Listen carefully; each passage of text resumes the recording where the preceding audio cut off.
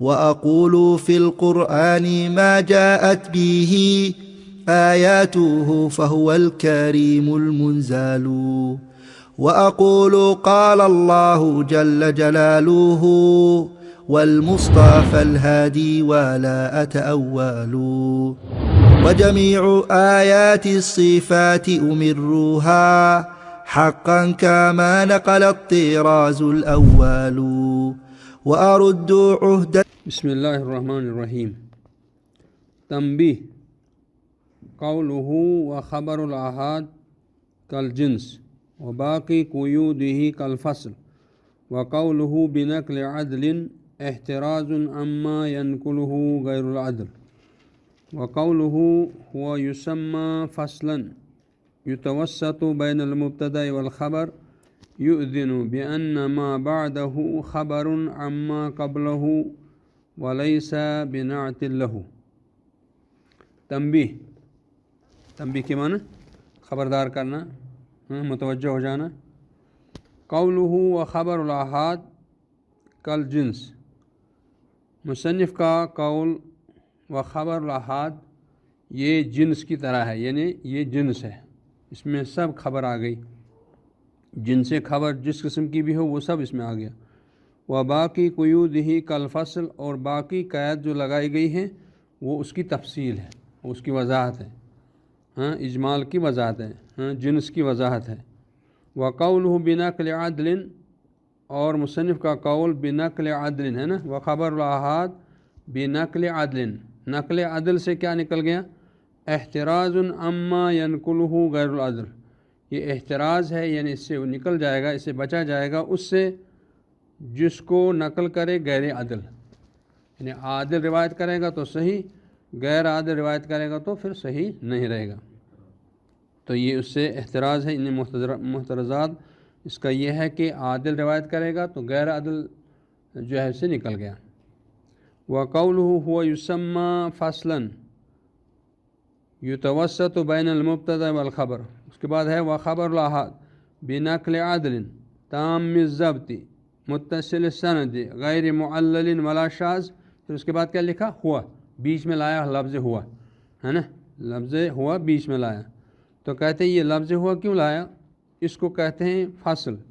یتوسط بین المبتدا والخبر، اس ہوا کو فصل کے لیے لایا گیا، جدا کرنے کے لیے لایا گیا مبتدا اور خبر کے درمیان. یعنی مبتدا اور خبر ہے یہ، اگر ہم ہوا کو ہٹا دیں گے تو یہ خبر کی وہ خبر الآحاد جو ہے موصوف بن جائے گا اور صحیح لذاتی اس کی صفت بن جائے گی. تو اس سے بچنے کے لیے کیا کیا؟ بیچ میں فصل لایا، بیچ میں اس کو الگ کر دیا تاکہ یہ پتہ چلے کہ پہلا والا جو ہے وہ مبتدا ہے اور بعد والا اس کے بارے میں خبر ہے. اس لیے ہوا لایا. ہوا صحیح لذاتی، تو ہوا لفظ ہوا کیا ہے؟ یسمى فصل، اس کو فصل نام دیا جاتا ہے. یتوسط بین المبتدا والخبر، جو مبتدا اور خبر کے درمیان لایا جاتا ہے.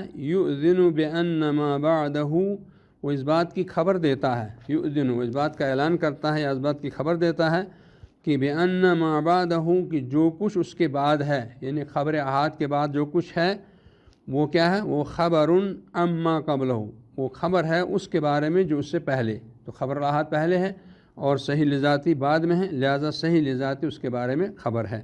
وَلَيْسَ بِنَعْتٍ لَهُ، اس کے لیے صفت نہیں ہے. یعنی اگر ہم ہوا نہیں لائیں گے تو پھر اس کا معنی یہ ہوگا خبر احاد ہو کے موصوف اور صحیح لذاتی اس کی صفت بن جائے گی. تو یہاں پر موصوف صفت لانا مقصود نہیں، یہ یہاں مقصود ہے مبتدا خبر لانا ہے. مبتدا کیا ہے؟ خبر احاد. خبر احاد کیا ہوتی ہے؟ خبر احاد صحیح لذاتی ہی ہوتی ہے. تو یہ تب ہوگا جب ہوا کو بیچ میں لائیں گے، تو اس کو کہتے ہیں فصل کے لیے ہوا لایا جاتا ہے. تو تاکہ پتہ چلے کہ یہ بعد والا جو ہے، ہوا کے بعد والا جو جملہ ہے یا ہوا کے بعد والا جو لفظ ہے وہ ہوا سے پہلے والے جملے کے بارے میں یا لفظ کے بارے میں خبر ہے. سمجھا نا؟ ٹھیک ہے. پھر ہے وقولہ لذاتہ، اور مصنف کا یہ قول لذاتہ یخرج ما یسمى صحیحا، یہ اس چیز کو نکال دے گا جس کا نام صحیح تو ہے لیکن بے امر خارج عنہ، کسی خارجی امر کی وجہ سے، کسی دوسری چیز کی وجہ سے جو ہے وہ صحیح تک پہنچی ہے. تو اس سے جو ہے لذاتی سے جو ہے وہ نکل جائے گا جو صحیح تو ہے لیکن وہ کسی دوسرے مسئلے کی وجہ سے، دوسرے کسی چیز کی وجہ سے وہ صحیح کے درجے میں آ گئی، تو یعنی صحیح لذاتی سے نکل جائے گی، صحیح لغیری نکل جائے گا اسے۔ صحیح لذاتی جب کہیں گے تو صحیح لذاتی سے صحیح لغیری نکل جائے گا۔ کما تقدمہ، جیسا کہ گزر چکا ہے، ٹھیک ہے، یہ اس بارے میں۔ پھر آگے کہہ رہے وتتفاوت رتبہ اے الصحیح، اے رتب الصحیح، یعنی صحیح کے رتبے جو ہے وہ مختلف ہوتے ہیں، بسبب تفاوت حاصل اوصاف، ان اوصاف کے مختلف ہونے کی وجہ سے۔ جب اوصاف مختلف ہوں گے تو خبر بھی یا صحیح بھی، اس صحیح کے بھی مراتب مختلف ہوں گے۔ وتتفاوت رتبہ اے الصحیح، یعنی صحیح کے رتبے مختلف ہوتے ہیں، ان کی درجہ بندی ہوگی، اب مراتب ہوں گے، بسبب تفاوت حاصل اوصاف، ان اوصاف کے مختلف ہونے کی وجہ سے۔ اوصاف مختلف ہیں تو درجات بھی اس کے مختلف ہو جائیں گے صحیح کے۔ المقتضیۃ للتصحیح فی القوہ، جو صفات تقاضا کرنے والے ہوں تصحیح کے لیے، یعنی وہ تقاضا کر رہے ہیں کہ قوت کے اندر صحیح کا جو درجہ ہے، کوئی زیادہ ہے کوئی کم ہے، وہ صفات کی وجہ سے، جس کے اندر صفات قوی پائے جائیں گے تو وہ زیادہ قوی ہو جائے گی، جس کے اندر صفات جو ہے تھوڑے درمیانی ہوں گے تو ظاہر سی بات ہے حدیث بھی اسی طرح سے صحیح کا درجہ بھی درمیانی رہے گا۔ تو اس انداز سے فَإِنَّهَا لَمَّا كَانَتْ مُفِيدَةً لِغَلَبَةِ الظَّنِّ الَّذِي عَلَيْهِ مَدَارُ الصِّحَّةِ، کہ اس لیے کہ یہ فائدہ دینے والی ہے، کون؟ صحیح حدیث فائدہ دینے والی ہے غلبۃ الظن کا، یعنی ظن غالب کا یہ فائدہ دینے والی ہے، ظن غالب کا فائدہ دیتی ہے، کون؟ صحیح حدیث۔ تو اس طرح سے جو اس کے مراتب مختلف ہوں گے تو ظن غالب میں بھی اس طرح سے۔ الذی علیہ مدار الصحہ، جس پر صحت کا مدار ہے، جس پر صحت کا مدار ہے، یعنی ظن غالب سے ہی ہم صحت کا مدار تلاش کرتے ہیں، لہذا صفات کے اعتبار سے صحیح کے مراتب بھی مختلف ہوں گے۔ جب صفات مختلف ہوں گے تو صحیح کے درجات بھی مختلف ہو جائیں گے۔ جی یہ زون دیتا ہے نا علمی یقین، نہیں ظن غالب، علمی یقینی تو علمی یقینی تو وہ مکمل ہے نا، یہ ظن غالب ہے، اس کے پرسنٹیج زیادہ ہے، اس میں ہے کہ وہ تو 100% جو ہے یقینی ہے۔ پھر کہہ رہے مدارس اقتضت ان یکون لہا درجات، تو اس اعتبار سے یہ اس بات کا تقاضا کر رہا ہے کہ اس کے درجات بھی مختلف ہوں، اس کے درجات بھی مختلف ہوں، بعض وہاں فوق بعض، بعض کے درجات بعض سے زیادہ ہوں، بعض کا درجہ بعض سے کم ہو، اس طرح سے بحسب الامور المقویہ، ان امور کی وجہ سے جو حدیث کو تصحیح میں قوت پیدا کرنے والے ہوں، جو حدیث کو تصحیح میں قوت پیدا کرنے والے ہوں، تو اسی اعتبار سے انہی امور کی وجہ سے جو ہے یہ جیسے جیسے امور مقوی ہوں گے، طاقتور ہوں گے، اس کو جو ہے جلا بخشنے والے ہوں گے، تو اسی اعتبار سے صحت کے مراتب میں مختلف ہوں گے۔ پھر آگے کریں ان یکون لہ درجات بعضها فوق بعض بحسب الامور المقویہ واذا کان کذلک، واذا کان کذلک، جب معاملہ ایسا ہے، فما یکون رواته فی الدرجۃ العلیٰ من العدالۃ والضبط وسائر الصفات التي توجب ترجیح، تو جب معاملہ ایسا ہے، یعنی صحیح کے مراتب مختلف ہیں تفاوت اوصاف کے اعتبار سے، تو کہہ رہے ہیں فما یکون رواته، تو جس حدیث کے روات درجہ علیٰ میں ہوں گے، من العدالت، عدالت کے اعتبار سے، والضبط اور ضبط کے اعتبار سے، وسائر صفات اور تمام ان صفات کی وجہ سے، التی توجب ترجیح، جو ترجیح کو واجب بنا دیتے ہیں، جن صفات کی وجہ سے ترجیح لازم آتی ہے، یا جن ضبط اور عدالت کی وجہ سے جو ہے وہ صحیح کے مراتب مختلف ہوں گے، اس لیے کہ اس میں جو ہے وہ اس بات کا تقاضا کر رہا ہے کہ کوئی حدیث دوسری حدیث سے کے مقابلے میں راجح ہو، دوسرے کے مقابلے میں راجح ہو۔ کان اصح مما دونہ،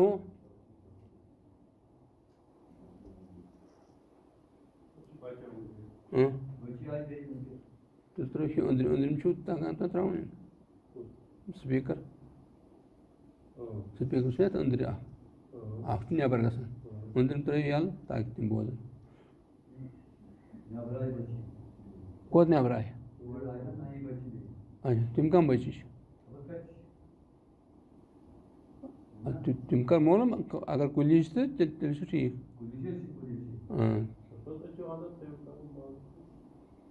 ہے نا کن جائے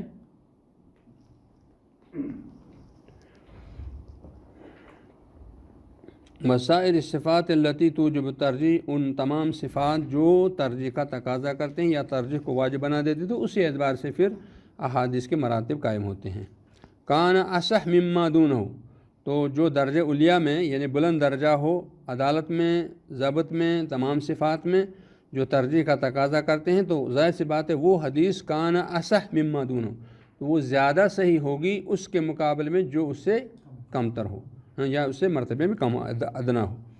فمن المرتبۃ العلیٰ فی ذالک، مرتبہ علیٰ اس میں مرتبہ علیٰ میں سے وہ حدیثیں ہیں فی ذالک اس معاملے میں ما اطلق علیہ بعض الائمۃ انہ اصح الاسانید، تو کہتے ہیں کہ مرتبہ علیٰ میں وہ حدیثیں بھی آتی ہیں جن کے بارے میں بعض اہل علم نے، بعض ائمہ نے، بعض محدثین نے کیا کہا، اصح الاسانید، انہوں نے کہا کہ یہ اصح الاسانید ہے۔ تو ظاہر سی بات ہے جو حدیث، جس حدیث کے بارے میں محدثین کہیں گے اصح الاسانید اور وہ حدیثیں جن کے بارے میں وہ اصح الاسانید نہیں کہتے ہیں تو دونوں میں فرق رہ گئے، تو اصح الاسانید والی حدیثیں جو ہے وہ درجہ علیٰ کی حدیث قرار پائے گی، اور جس کے بارے میں علماء نے اصح الاسانید کا لفظ استعمال نہیں کیا ہے تو وہ اس سے ادنا درجے کی قرار پائیں گی اس کے مقابلے میں۔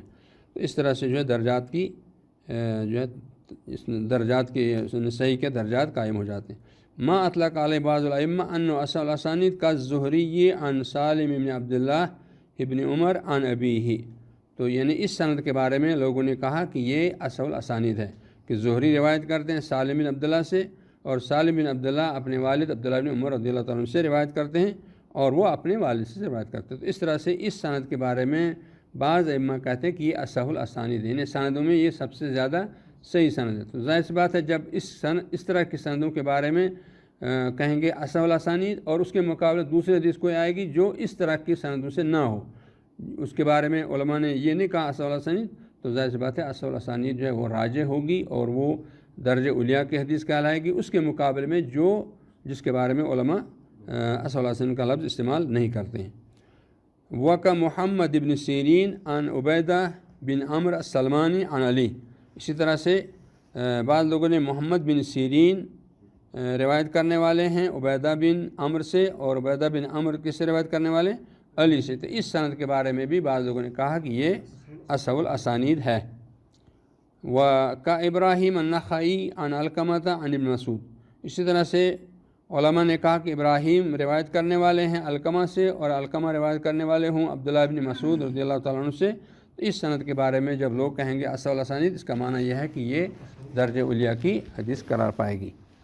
وَدُونَهَا فِي الرُّتْبَةِ، اب اس سے کم تر والی حدیث یعنی اس کے بعد والا جو درجہ ہے وہ ہے وَدُونَهَا فِي الرُّتْبَةِ، اور رتبے میں اس سے کم ادنا درجے والی حدیث کیا ہے، کا روایت برید بن عبداللہ بن ابی بردہ عن جدہ عن ابیہ ابی موسیٰ، جیسے روایت ہے برید بن عبداللہ بن ابی بردہ روایت کریں گے اپنے دادا سے، برید بن عبداللہ اپنے دادا ابو بردہ سے روایت کرنے والے ہیں اور ابو بردہ اپنے والد ابو موسیٰ سے روایت کرنے والے، جب اس طرح کی سند آ جائے گی اور اس سند کے بارے میں بعض اہل علم نے کہا کہ یہ اصح الاسانید ہے۔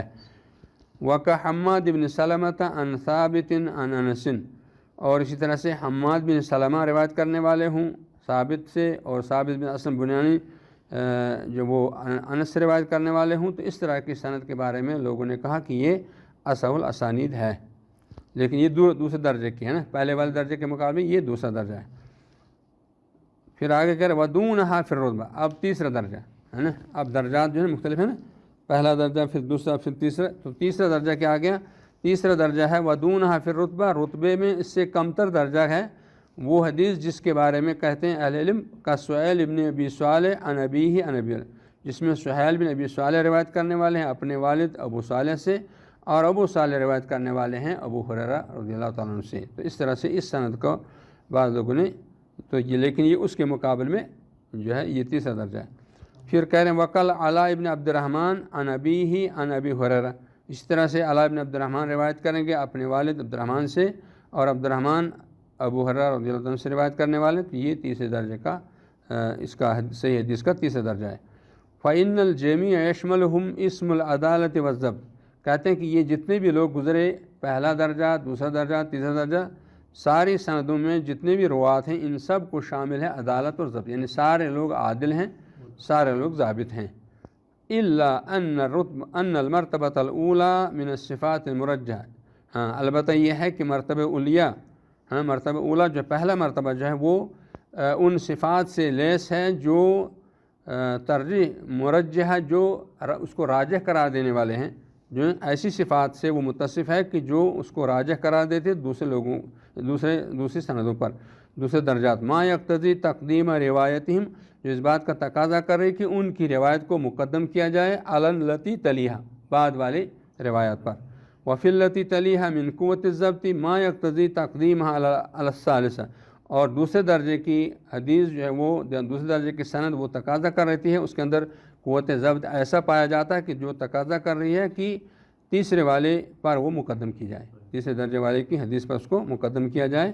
تو اس طرح سے یہ مختلف صفات کے اعتبار سے، قوت صفات کے اعتبار سے درجات الگ الگ ہوتے ہیں، ہے سارے صحیح لیکن درجات میں فرق ہے۔ وہی مقدمۃ علی روایت من یعد ما ينفرد به حسنا، اسی طرح سے تیسرے درجے والی حدیث، تیسرے درجے والی حدیث اس کو مقدم کیا جائے گا اس شخص کی روایت پر جس شخص کی روایت کو شمار کیا جاتا ہے، من یعد ما ينفرد، جس شخص کی روایت کو شمار کیا جاتا ہے جب وہ منفرد پڑ جائے اس حدیث کو روایت کرنے میں حسن، اس کو حسن کہا جائے۔ تو ظاہر سی بات ہے 3 درجے کے بعد یہ تیسرے درجے والی حدیث اس حدیث پر مقدم کی جائے گی کہ بعد والا کوئی ایسا راوی آ گیا کہ جو تنہا ہے، اکیلا ہے روایت کرنے میں، اور وہ اس اکیلے ثقہ کی روایت جو ہے حسن کہلائے گی، تو لہٰذا اس تیسرے درجے والی جو ہے چوتھے درجے والی پر مقدم ہے۔ اس طرح سے درجات مختلف ہوتے ہیں۔ عن عاصم ابن کا محمد ابن اسحاق، عن عاصم ابن عمر عن جابر، جیسے محمد بن اسحاق راوی ہیں وہ روایت کرنے والے ہیں عاصم بن عمر سے، اور عاصم بن عمر جابر سے روایت کرتے ہیں، تو اس حدیث کو جو ہے لوگوں نے حسن قرار دیا ہے، تو ظاہر سی بات ہے تیسرے درجے والی حدیث اس پر مقدم پھر ہوگی۔ وقع عمرو بن شعیب عن ابیہ عن جدہ، اسی طرح عمرو بن شعیب راوی جو یہ حسن الحدیث ہے، جس طرح سے محمد بن اسحاق حسن الحدیث کہلاتے ہیں، اسی طرح سے عمرو بن شعیب بھی حسن الحدیث ہے۔ تو یہ حسن حدیث والی روایتیں جب آ جائیں گی تو ظاہر سی بات ہے یہ حسن والی حدیث ہیں، ان کے مقابل میں چوتھے درجے پر آ جائیں گی۔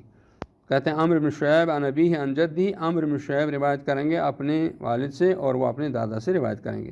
وَقِسْ عَلَى هَذِهِ الْمَرَاتِبِ مَا يَشْبَهُهَا او ما يشبهها، یعنی اسی طرح سے ان مراتب پر قیاس کرتے جائیے اور اسی طرح سے ان کے درجات بنتے جائیں گے یا اس جیسے۔ پھر آگے کہہ رہے ہیں حافظ صاحب والمرتبۃ العلیٰ، والمرتبۃ الاولیٰ، پہلا مرتبہ ہی التی اطلق علیہا بعض الائمۃ انہا اصح الاسانید، پہلا مرتبہ جس پر بعض ائمہ نے اطلاق کیا ہے، یہ لفظ استعمال کیا ہے کہ وہ کہتے ہیں کہ اس بارے میں کہ اصح الاسانید، یہ اصح الاسانید، یہ مرتبہ اولا قرار دیا۔ والمعتمد عدم الاطلاق لترجمۃ معینہ، حافظ صاحب کہہ رہے ہیں کہ زیادہ صحیح اور راجح بات، قابل اعتماد بات یہ ہے کہ کسی معین ترجمے کے لیے جو اطلاق کیا جائے گا اصح الاسانید، یہ اس طرح سے یہ صحیح نہیں ہے، ان کے نزدیک جو ہے ایسا کہنا صحیح نہیں، یعنی عدم الاطلاق ہی بہتر ہے، عدم الاطلاق ہی، یعنی کسی سند کے بارے میں ہم نہیں کہہ سکتے یہ اصح الاسانید ہے، تو اس لیے کہ مختلف سندیں آتی ہیں تو اس میں جو ہے کبھی اس طرح کا آدمی آتا ہے اور کبھی اس طرح کا، تو کسی متعین ترجمے کے لیے ہم اس طرح کا اطلاق نہیں بولیں گے۔ البتہ نام یستفاد من مجموع ما اطلق الائمۃ علیہ ذالک ارجحیتہ علی ما لم یطلقوا، اس کا فائدہ اتنا ہے کہ جب ہمیں کسی دو حدیثوں کے درمیان جو ہے وہ تفاوت قائم کرنا ہے تو وہ اس وقت جو ہے فائدہ دیتا ہے۔ نام یستفاد من مجموع ما اطلق الائمہ، ہاں استفادہ کیا جائے گا اس چیز کے مجموعے سے جو ائمہ نے کسی حدیث کے بارے میں کہا ہے کہ یہ اصح الاسانید ہے۔